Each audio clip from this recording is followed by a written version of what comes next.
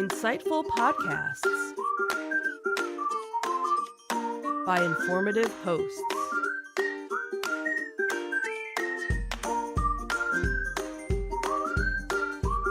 Insights into Things, a podcast network.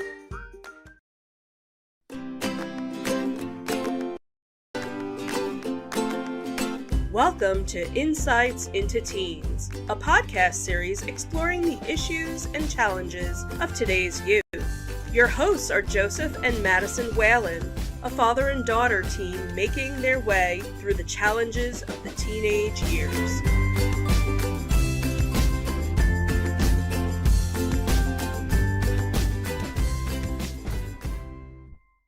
Welcome to Insights into Teens. This is episode 99, Hobbies and Activities. I am your host, Joseph Whalen, and my intelligent and creative co-host, Madison Whalen. Hi, everyone. How you doing today, Maddie? I'm doing all right. So we are just about to break the century mark. Technically, this is our 100th episode. Yeah. Because we started at episode 0 with our pilot.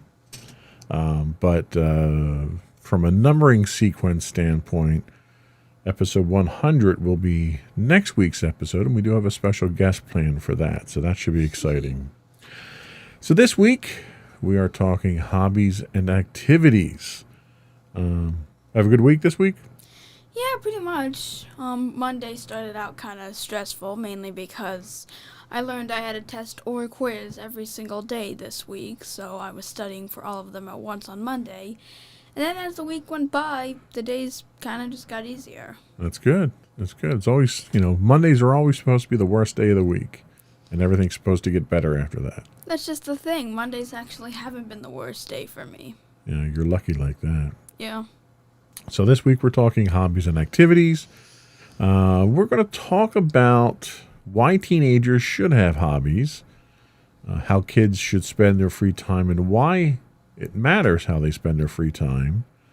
Then we'll talk a little bit about productive downtime, and we'll examine some of the benefits of having hobbies. And I think you'll be surprised at some of the benefits of having hobbies, because I know I was when I did the research on it. And then finally, we'll talk about some of your hobbies and how, they tend to help you de-stress and provide other benefits for you. Alrighty. Before we do that, though, I would invite folks to subscribe to the podcast. You can get the video versions of our podcast listed as Insights into Things, and that covers all of the network's podcasts. Or you can get just the audio versions of this podcast, looking for Insights into Teens. We're available pretty much anywhere you can get podcasts these days: Apple, Spotify, Google, Stitcher, iHeartRadio, Amazon, and so forth. I would also invite folks to reach out to us and give us your feedback. You can email us at comments@insightsintothings.com. On Twitter, we are at insights_things. On Facebook, you can get us at facebook.com/insightsintothingspodcast. We are on Instagram at Insights Into Things, or you can reach out directly through our website at www.insightsintothings.com. Are we ready to get started? Sure. All right, let's get started.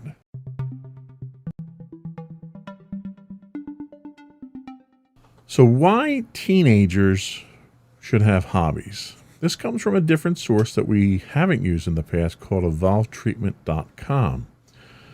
And they kind of talk in general terms here. They say on any given weekday during the school year, the average American teenager spends about 8.5 hours sleeping and about 6.5 hours in school.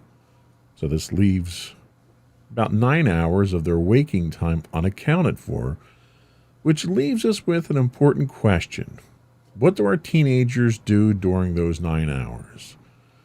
Before we get into some of the survey information, because they do have a couple of surveys in here with details, let me ask you, what do you do with your free time when you're not doing work or sleeping or, whatever else? What is your primary focus in your free time? I guess my focus in my free time would be to kind of de-stress from some of the work I might have had, and find ways to, just kind of relax and chill. Okay.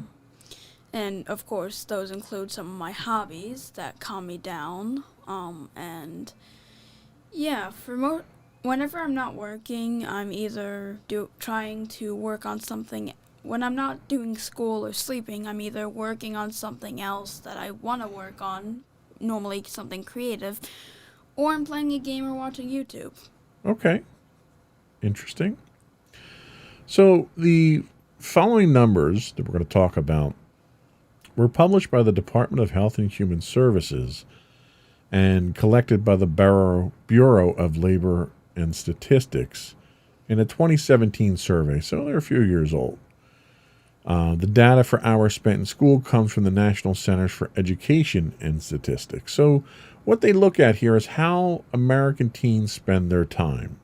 So as we said already, sleeping makes up a large part of that time, and that's roughly 8.6 hours. We talked about school. School takes up about 6.6 hours.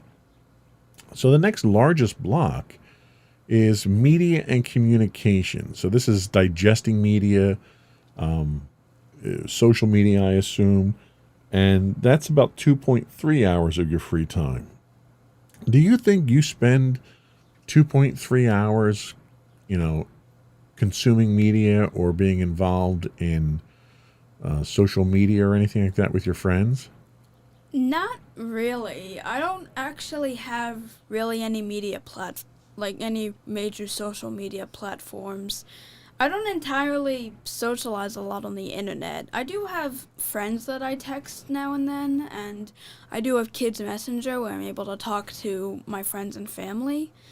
But other than that, I really don't communicate with people outside of school with media, with like social media and stuff. Okay.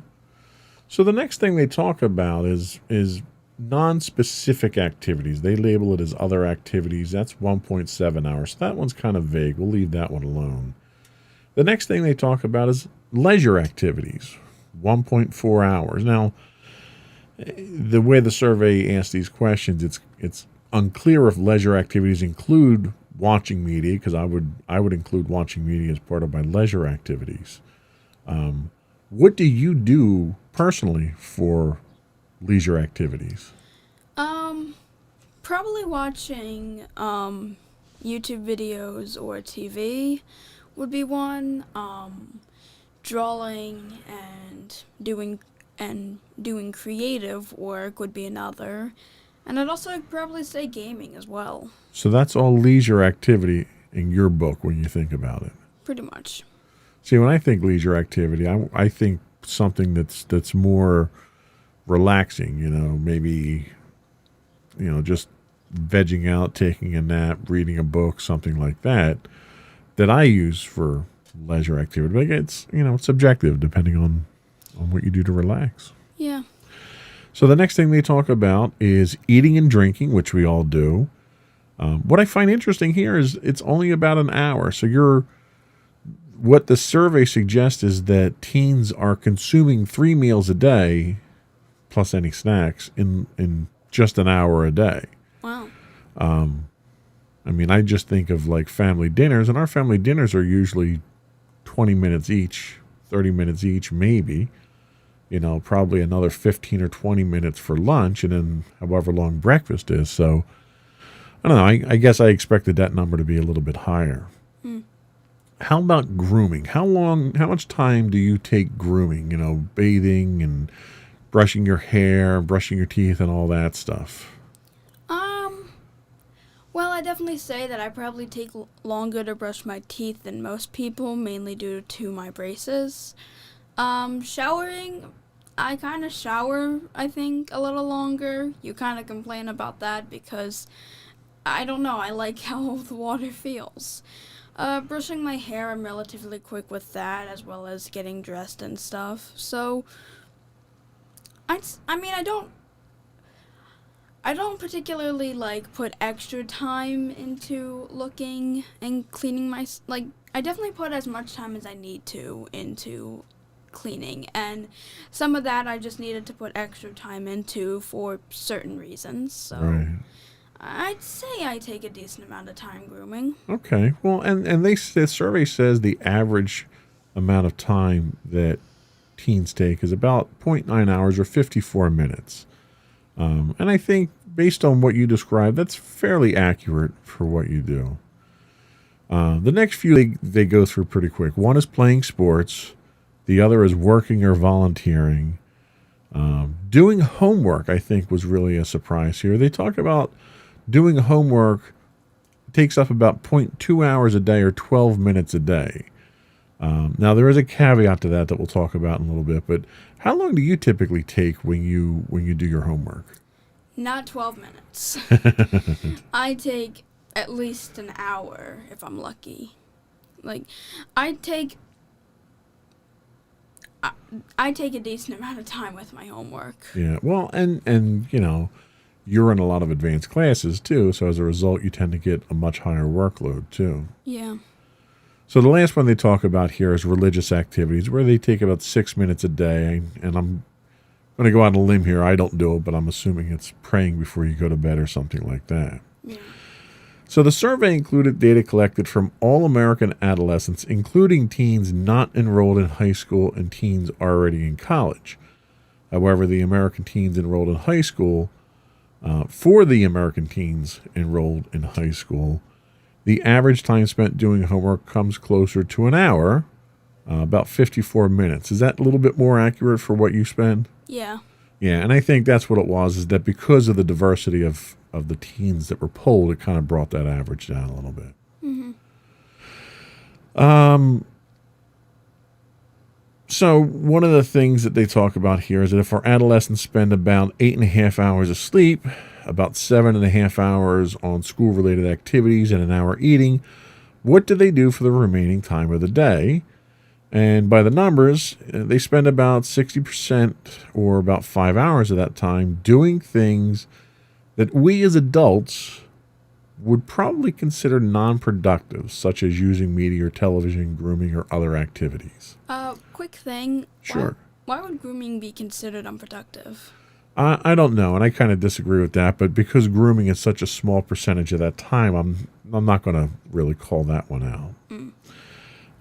They say, granted, teenagers need downtime, just like we all do, when we're basically doing nothing but relaxing and recharging, but do teens need 5 hours a day of downtime? Now, I'm going to put that question directly to you. Do you think teens need 5 hours of downtime a day? Well, it depends on the teen, really.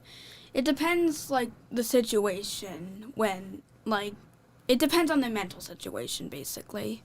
Some teens can be extremely stressed from school, home, sleep, anything like that, and have a specific mental issue where they probably need at least 5 hours of downtime to calm down and just, de-stress. And yeah, not every teen does have something that stresses them out, but not every teen's gonna need 5 hours of relaxation to keep them calm. But some teens do. So it really just depends on the mental state of the teen if we're thinking about it. And I would agree with that. I think it's kind of a subjective call, just as much as I think that downtime activity is a subjective call, because some of the stuff that you do, like watching videos, you watch YouTube videos, which themselves are entertaining, but a lot of times they have an educational aspect where you're learning something from it. You listed, drawing. Well, drawing is something that is relaxing to you, but it also hones your artistic skills too. So it's not non-productive. Yeah. So it is kind of subjective. Yeah, if you're sitting around playing video games for 5 hours a day, you're playing Call of Duty or something like that, and you're not doing anything productive at that time, that's probably the angle they're looking at here, but I don't think that's always the case. Yeah. So let's take a quick break, and we'll come back, and we'll talk about how kids spend their free time and why it matters how they spend that free time.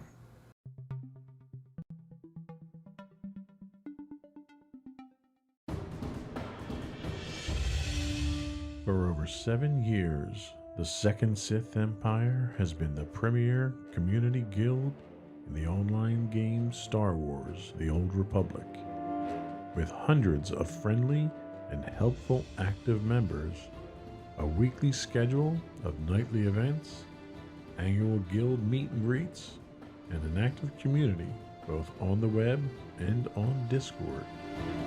The Second Sith Empire is more than your typical gaming group. We're family. Join us on the Starforge server for nightly events such as operations, flashpoints, world boss hunts, Star Wars trivia, guild lottery, and much more. Visit us on the web today at www.thesecondsithempire.com.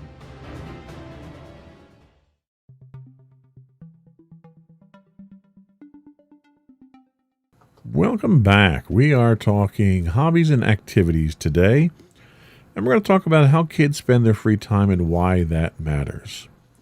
For the sake of this discussion here, we'll consider that the extracurricular activities, including school clubs, school and non-school sports, and individual pursuits like reading, writing, and playing music, are hobbies. Think of a hobby as anything a teenager does outside of school hours that's not compulsory and they don't earn money doing. Okay. Viewed through that lens, research shows adolescents with hobbies are less likely to engage in high-risk behaviors compared to adolescents with hobbies.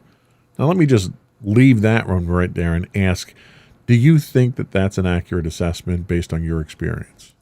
I mean, like you said before, like, without me really realizing it, I learned through some of my hobbies, and I learned valuable skills, I enhanced those skills, and yeah, I definitely think hobbies are very beneficial.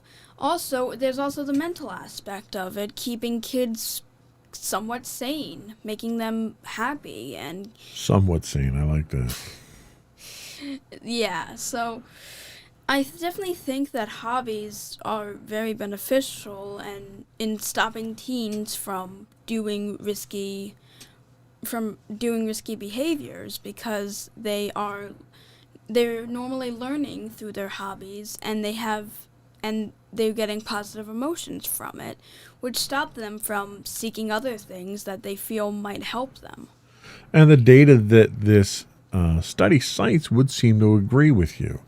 So they cite data from a wide range of what they call meta-analysis. So they're pulling from multiple different sources that didn't specifically study this effect. So they're kind of reading into this effect kind of as a secondary notion. Okay. So they looked at how teens spend their time, and it shows that teens who don't spend any time at all doing extracurricular activities are 57% more likely to drop out of high school. Mm-hmm. They are 49% more likely to use drugs during their high school years. They're 37% more likely to become teen parents during their high school years. Okay. They are 35% more likely to smoke cigarettes during their high school years. And finally, they are 27% more likely to get arrested during their high school years. So, of those things, what are you the most likely to have happen to you? The answer is none of those, right? Yeah, I wouldn't say any of them, because I don't feel like I'd ever do something to get arrested. I don't feel like I'd ever want to drop out of high school. I would definitely not want to use drugs or alcohol. I probably wouldn't become a teen parent because I'm very against that stuff. And I probably wouldn't smoke. Right. So, but I think the whole point is what this study suggests is that statistically speaking, when you don't have that constructive hobby, and I think, if we look at how they label the hobbies here with school clubs, sports, and reading, writing, and playing music, if those are hobbies, they're probably looking at those as constructive hobbies in this case here. Mm-hmm. And the study suggested those constructive hobbies help to guide teens along what parents would think is the right path, I guess. So let's talk productive downtime. So hobbies give teenagers a chance to meet new people, discover passions, develop skills outside of school, and do something that all kids and teens are part of kids should do to have fun. Do you agree with that statement? Yeah, I definitely say that certain hobbies would definitely give you the chance to meet new people. Like, take for instance the fact that I'm in band. Well, now that we're kind of virtual, I've actually gotten to know a lot of the kids who play the same instrument as me, and it's like one of the few interactions that I actually have during the week. As well as discovering new passions. Yeah, I wasn't always in. I don't think I originally started out as a musician, but when I started in 4th grade, when I got the chance, I found out I really did like playing the trumpet. Yeah. Develop skills outside of school. Yeah, I've developed my art skill more outside of school. And to have fun, I have fun with my hobbies. So, yeah, I definitely agree with that statement. Okay. They say two of the most important things that happen during the teen years are identity formation and differentiation. Now, they go on to explain these. How do they classify identity formation? So identity formation is exactly what it sounds like. It's the process of becoming an individual with an entire set of personal wants, needs, skills, and preferences. And how's differentiation different? Differentiation is part of identity formation, but differentiation is special. It's the formation of an identity outside and apart of from parents and family. Right. And they talk about hobbies as a great way for teens to form an identity outside of their family. Now, we've got I would say, pretty tight family environment here. Mm-hmm. A lot of that is just because we're very naturally, tight as a family. But obviously nowadays with the pandemic and everything, we don't get out to interact with others as much as we used to. Yeah. But it's important to have that interaction outside of the family too, because if you're just interacting with the family, you wind up being a little too sheltered there. Yeah. They say hobbies that take place after school hours can be even better for teens. They also give teenagers a chance to forge their own paths outside the watchful eye of parents and teachers. Like, for instance, one of the hobbies that I used to have was, my gaming group. I'd go out once a week to a local gaming store, and Sam and I would go do stuff like that. And we had our time, and you and Mommy had your time, and it sort of worked out, and we each got our chance to recharge. Mm-hmm. You and Mommy have some of the activities that you guys do together. So it's not completely divorcing from the family, but it's moving off into different segments there that's a little bit more, I guess in this case, gender appropriate with some of the things that you and Mommy do with, the pink tent and stuff like that when you do it. Mm-hmm. So they say that's a new law of the land, both common law dating back centuries, referring to teachers, how teachers become an extension of the family. Mm-hmm. That, it's common law dating back centuries, and the U.S. Supreme Court held that school officials can act in loco parentis, or in place of the parents. So when you interact with your teachers are kind of parents by proxy there. And what that really means is that they're responsible for certain aspects of your development. They're responsible for your safety, your well-being. They're responsible for making sure that you have an education. So hobbies that occur in school with teachers really aren't that extension of the family, outside of the family they're talking about. Yeah.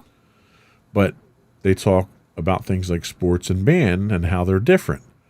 It's common knowledge figures like sports coaches and band directors, while they're coaching or directing band, are neither teachers nor parents. So you tend to have a little bit different relationship with that type of interaction. Mm-hmm. My band director when I was in high school, or my choir director when I was in high school, was not a teacher in the traditional sense. Mm-hmm. He was very down to earth, very approachable, did not portray himself as an authority figure. And as a result, we related to him much more. And because we related to him more, we would confide in him things that we wouldn't say to teachers under normal circumstances. So having that kind of relationship in someone who's older and more mature that can provide guidance, especially in a controlled environment, is very helpful. They help teens learn to grow in new and different ways under a unique set of rules and norms. And while teaching them skills they don't learn at home or in class. In addition to facilitating the basic psychological needs, hobbies benefit teens on many levels, which we'll talk about in our next segment. But do you have you had that kind of interaction with an art teacher or a band director or someone like that where you feel comfortable, approaching them with things that you wouldn't talk to a regular teacher about? Yeah, actually. Thinking about the years I've been in band, the band directors I knew, they definitely seemed a lot more approachable than most of the teachers. It felt as though they definitely did. It was kind of similar to you. They didn't put too much authority down, which made them more approachable. And yeah, I would say that with my current band director now, I'm able to approach him easily, and it isn't. And I'm not really like.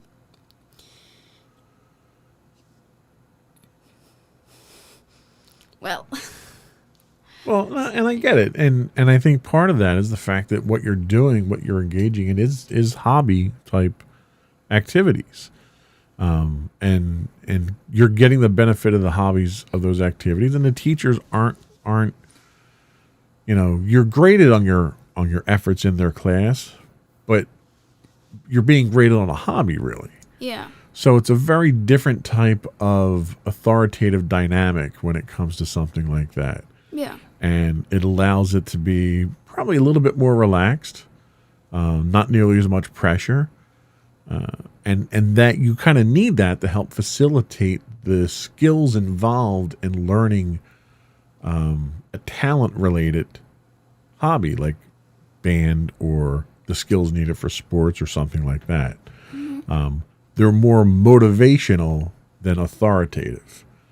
Their job is to teach you how to play the instrument, but they're there to try to motivate you because of the nature of the skill itself. It's not just a matter of inducing book knowledge in you. Mm-hmm. And the same thing goes with sports. Anybody can swing a bat, but to be able to have the discipline and the skill to follow through with everything else that happens when you're not stepping up to the plate, there's a level of discipline that you have to have, self-discipline you have to have in order to be a skilled athlete that you have to do outside of, the times when you're playing the game. Mm-hmm.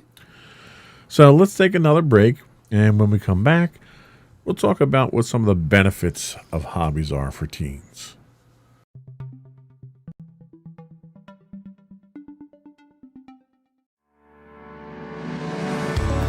Insights into Entertainment, a podcast series taking a deeper look into entertainment and media.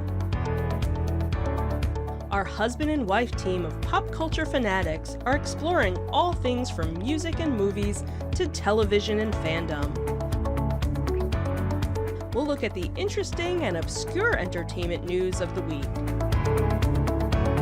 We'll talk about theme park and pop culture news.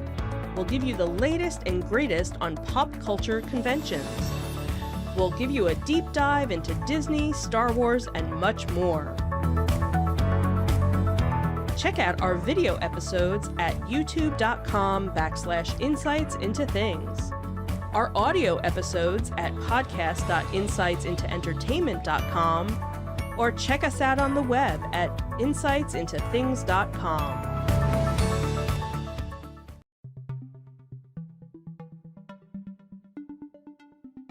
Welcome back to our Hobbies and Activities episode today, episode 99. We're going to talk a little bit about some of the benefits of hobbies. So we touched on the first one so far, and that was discovering passions. A teenager might not know they love art, sports, computer coding, cooking, or other things until they give it a shot. How did you discover some of the passions that you have in your hobbies? Like, for instance, artwork. Let's talk about that specifically. Well, I'm going to specifically talk about how I got into digital artwork. So, you guys had gotten me a tablet when I was in 6th grade, and with that tablet, you gave me a few digital art apps. And when I first tried them out, I will be honest, I was having fun, but it didn't seem like it was fit for me. But when quarantine started, I decided to go back, and when I started seeing other artists do digital art, I decided to go back and give it a try. I ended up liking it so much that I got a stand for it, and I got a drawing glove and a new pencil that I was able to draw with, and I definitely see my skill, and I've improved a lot, and I really enjoy it, and I think I actually enjoy it more than I enjoy actually drawing on paper. Yeah, and you are very good. In fact, you just did a project that I commissioned from you for our D&D group that we're going to be doing a new adventure for. So you did a poster for me, which I appreciate. No problem. The next thing they talk about is developing skills. Teens can make great leaps forward when they focus on something they choose and spend time doing it on their terms. Now, that's clearly something that you learned or something that occurred with your artwork. Is there another example that you can give us about how you developed your skills beyond what you thought you had? Probably band.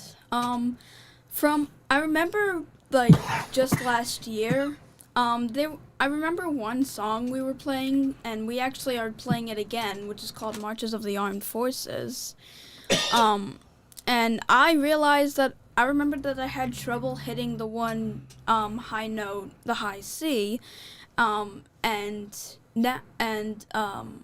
now, after a few more months, I'm able to hit a high G at this point. So I definitely improved on hitting higher notes, and I've definitely gotten better with my trumpet, especially after everything being adjusted with my mouth. Yeah, and that was a challenge for you because, and you're still going through it with, different trips to the orthodontist and the different levels of discomfort that you're running into and the changes with the braces and everything.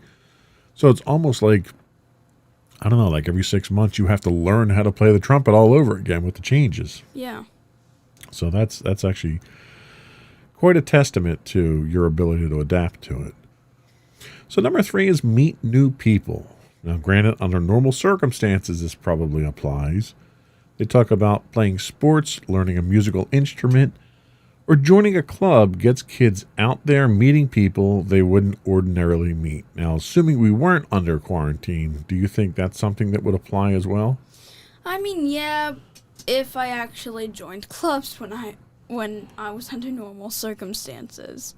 I really only had band because I wanted to try and join a club, but I kind of was late in the ones I wanted to join, and I really had no idea how to join them.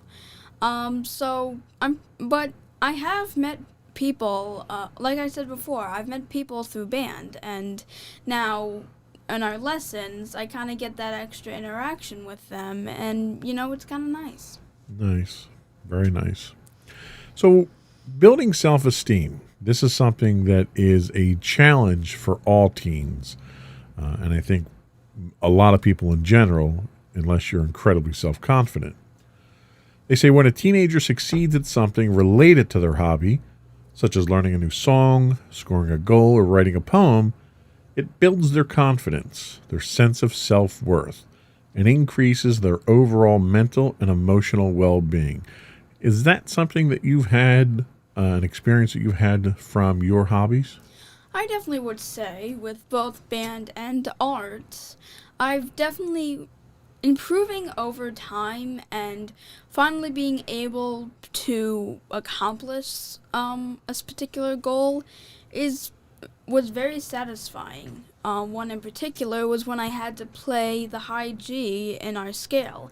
I had first had some trouble playing the high F, and then when I was able to finally hit the high G, it was a big accomplishment. And that kind of leads us into the next point here is that a sense of achievement. This is like self-esteem, but it's not the same thing. Self-esteem is general. This is specific. A teenager who takes a liking to carpentry, for instance, might build a table, a chair, a deck, or even a clubhouse, and then step back and say, wow, I did that. That's a special feeling everyone should experience, especially teens. What have you had from your hobbies that has given you that sense of achievement that you can go back and look at after the fact and enjoy? Probably when I had finished your poster. It had taken me, I had stepped pretty far out of my comfort zone with that, seeing as I was drawing a completely new species in a completely different style. And it was definite, and when I was finally done with the shading, the background, and the coloring, and I finally stepped back to look at it all, I'm like, wow, I really impressed myself. Yeah. Managing time. Participating in hobbies teaches teens how to use their time wisely. Instead of spending all afternoon on the couch, they learn to allocate time toward their hobbies because they want to, not because they have to. They find out how to fit their hobby time in with homework, family commitments, and social time, and that's not always easy. Have you found that your hobbies have allowed you to manage your time better? I would say so. Like, I have somewhat of a timestamp on when, I've kind of gotten a stamp in my mind at what time I'm done with schoolwork, and then I go and do my hobbies. I have a certain point where I would play Sims, a certain point where I'd go work on something creative, and a certain point where I'd go and watch videos. So, yeah, I definitely say that it kind of helped me manage my time. So. Okay. They say the teams help find out who you are. Most adults know developing an identity takes trial and error. You try one thing, you don't like it, so you try another. The teenage years are the perfect time to start this process. Do hobbies help you do that? Do they help you define who you are as a person or discover who you are as a person? I'd say so.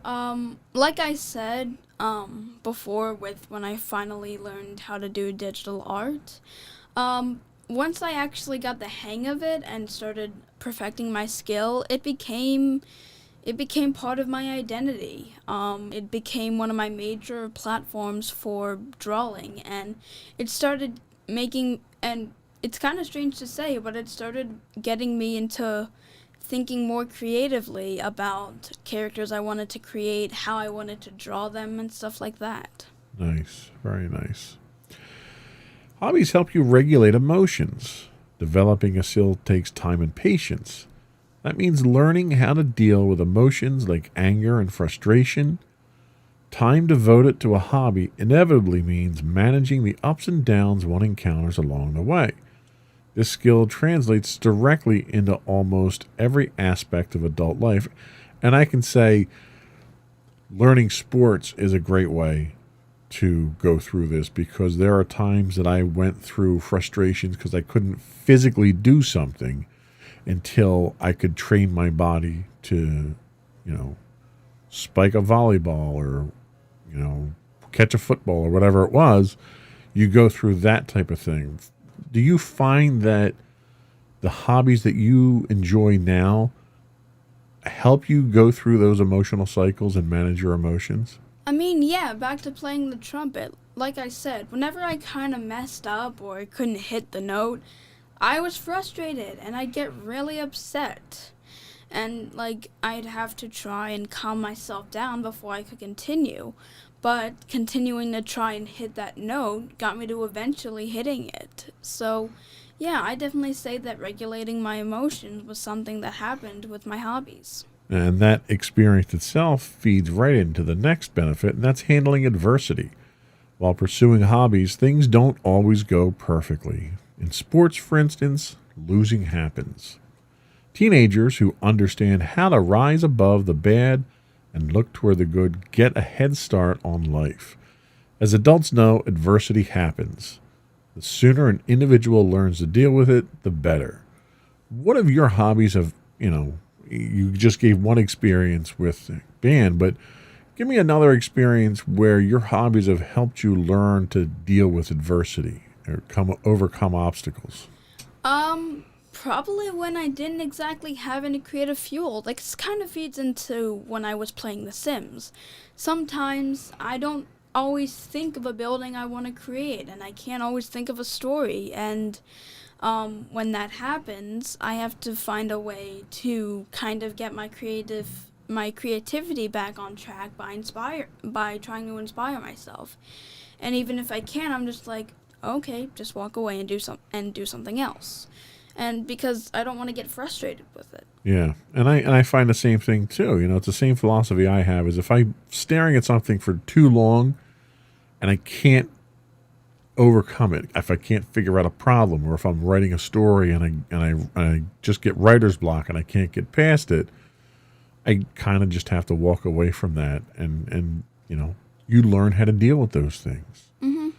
The last thing they talk about here is learning the value of hard work. While we don't necessarily agree that all good things in life come only from hard work, we do agree that without hard work, it's tough to accomplish most things of significant value. When a teen chooses a hobby, they'll have to spend time working at it in order to become proficient. And if the hobby is a sport or a fine art, they're lucky they get to spend a lifetime practicing their craft. In the teenage years, this type of effort lays the foundation for achievement throughout adulthood. And I agree with this 100%, because one of the things that I learned through some of my hobbies early on is if you don't work hard at it, like my hobby's computers. I happen to work in the computer field. I'm very lucky in that I get to do the kind of work that to me is a hobby and a recreation. Mm-hmm. But if I don't stay up on top of that, technology is a great example because it changes so quickly and it updates, and old technology becomes obsolete so quickly now that it's not something like reading where you learn it once and then you always have that skill. Yeah. It's something that you need to stay on top of, and it's a challenge staying on top of it. And it's that challenge of constantly learning and learning new things and figuring out what I need to learn, because there's, not being in a formal learning setting, there's no one to set an agenda or a criteria for me. I have to figure out what it is on my own. And figuring that out is part of the enjoyment and going down whatever path I need to go down. Is it security this week? Is it networking this week? Is it hardware? Whatever it is, I get to set that agenda myself, but I have to figure out what it is. Mm-hmm. Have your hobbies taught you the value of hard work that you can take with you moving through life? I mean, yeah, with both my trumpet and when I draw, and even with Sims, I've learned the value of hard work. My trumpet specifically, I, of course, have had to try over and over to perfect that skill, and I've definitely gotten way better than where I was, 4 years ago?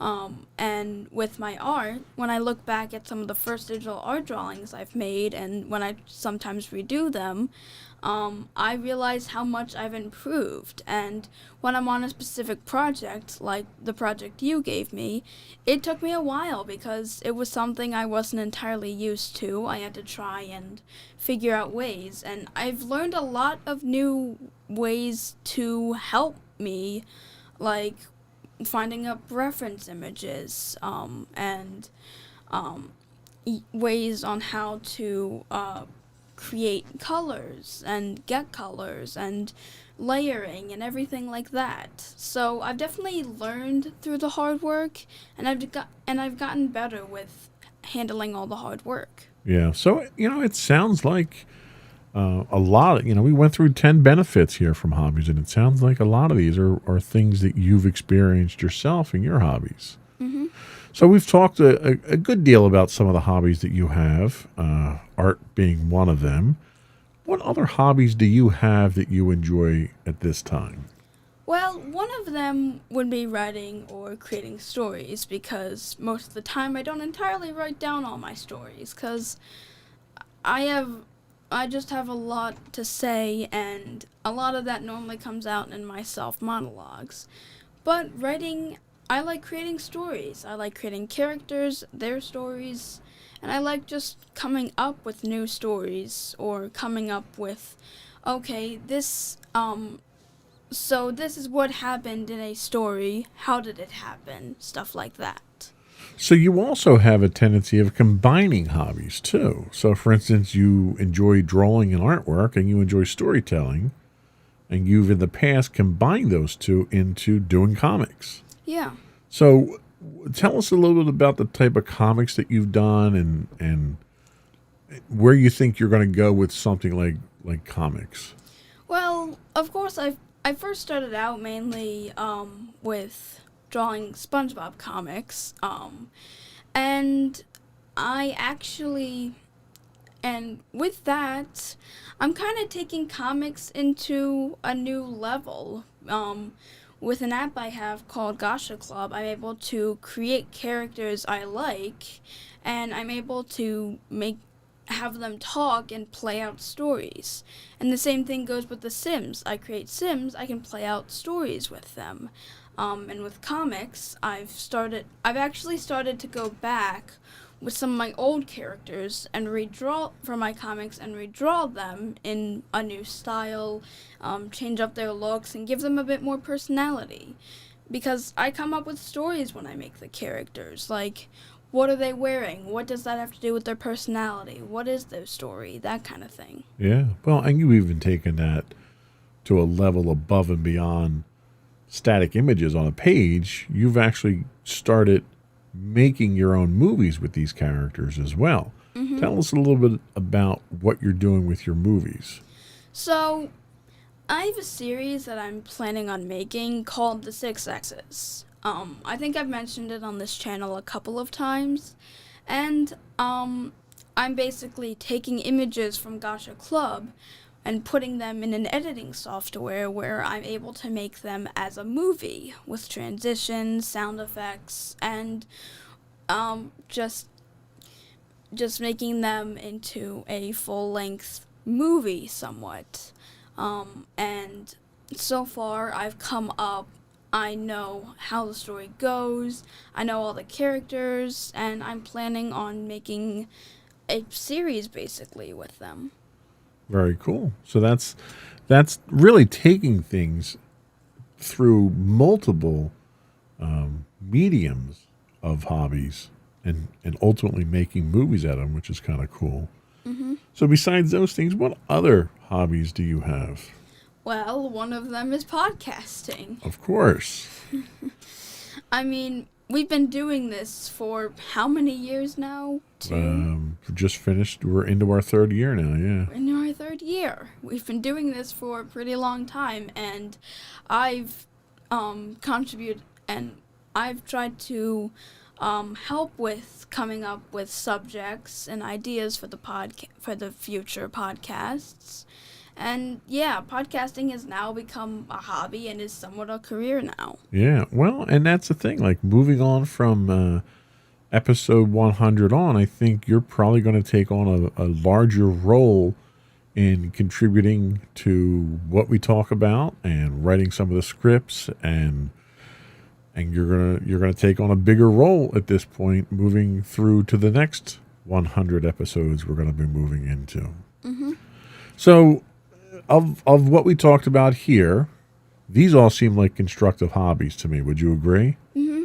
Do you have any non-constructive hobbies that you enjoy that you use to veg with, just to relax, clear your mind, not worry about anything? What do you have that's a non-constructive hobby? Probably watching YouTube videos and playing games. Okay, tell us a little bit about that. Watching YouTube videos, I really just watch them to enjoy myself. There are some specific hobbies that I do. There are some specific things that I do.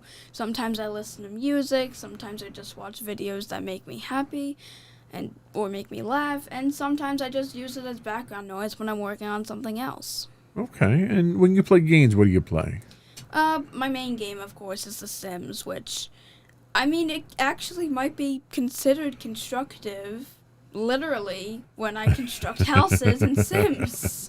So, but yeah, I use that as somewhat of a guilty pleasure, and yeah, that can be constructive sometimes.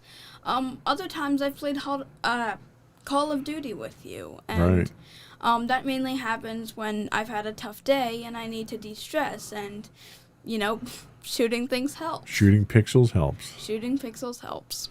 So, I look back at all these hobbies of yours that we talked about, and I really don't think that there's a lot of wasted time. I think the time that you spend honing skills or, medicinally helping your mentality and your ability to relax. There aren't any aside from, shooting pixels. I don't really think there are any hobbies that you have that really aren't constructive. And I think a lot of teens, and more importantly, I think a lot of parents would see that in their teens if they dug a little bit deeper from the surface. Yeah, sitting and, looking over at your kid who's got their face buried in their phone watching videos all the time kind of seems like it's not constructive. But, sometimes you might want to ask what they're watching and try watching it too and seeing what kind of value they're getting out of it other than just entertainment. Mm-hmm. But I think the most important thing probably to take away from this discussion today is that our hobbies all have different values to us, whether it's a relaxation aspect, an educational aspect, an inspirational aspect. I think it's important to look at hobbies with an open mind. Mm-hmm. And you realize that you get more out of the hobbies than you probably realize you do. Yep. So we're going to take a quick break and come back and give you your closing remarks and your shout-outs. Alrighty.